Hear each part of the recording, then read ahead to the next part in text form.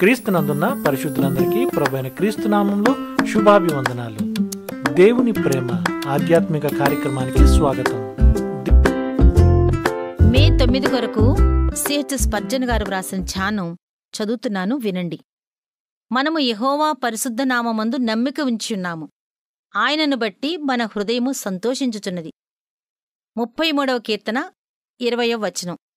విశ్వాసపు వేరు హృదయానందమనే పుష్పాన్ని ఉత్పత్తి చేస్తుంది.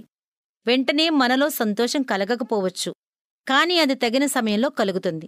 మనం విచారంగా ఉన్నప్పుడు ప్రభువును ఆశ్రయిస్తాం. తగిన కాలంలో ఆయన మన నమ్మికకు ప్రతిఫలాన్నిస్తాడు. అప్పుడు మన విశ్వాసం ఫలిస్తుంది. మనం ప్రభువులో ఆనందిస్తాం. అనుమానం నిరాశలోనికి నడిపిస్తుంది. నమ్మిక దీర్ఘకాలంలో ఆనందాన్నిస్తుంది. ఈ వాక్యంలో కీర్తనాకారుడు తనకున్న ధీమాను వ్యక్తపరుస్తున్నాడు.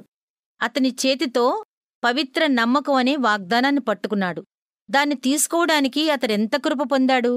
ఈ క్షణంలో మనం ఆనందించకపోయినా భవిష్యత్తులో మనం ఆనందిస్తాం.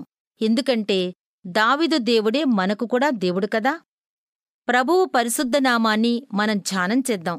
అప్పుడు ఆయనలో మనం ఇంకా బాగా నమ్మకం ఉంచి మరి ఎక్కువగా ఆనందిస్తాం.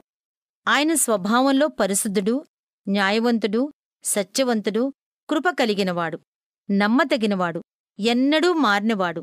ఇటువంటి దేవుని మీద మనం పూర్తిగా ఆధారపడవద్దా? ఆయన సర్వజ్ఞాని, సర్వశక్తిమంతుడు, సర్వవ్యాపి. అలాంటివాని మీద సంతోషంగా మనం భారాలు మోపాలి కదా. అవును, తప్పనిసరిగా మనం ఆ పని చేద్దాం. అది కూడా ఎలాంటి అనుమానం లేకుండా. యెహోవా ఈరే మనకు కావలసిన వాటిని అనుగ్రహిస్తాడు. యెహోవా షాలోం మనకు తన శాంతి సమాధానాలను పంపిస్తాడు. యెహోవా సిద్కెను న్యాయం జరిగిస్తాడు. యెహోవా షమ్మా ఎప్పుడూ మనకు సమీపంగా ఉంటాడు. యెహోవా నిస్సీ మన శత్రువులనందరినీ జయిస్తాడు. ప్రభువా, నీ నామాన్ని ఎరిగినవారు మాత్రమే నీలో విశ్వాసం ఉంచుతారు. నీలో విశ్వాసం ఉంచినవారు మాత్రమే నీలో ఆనందిస్తారు.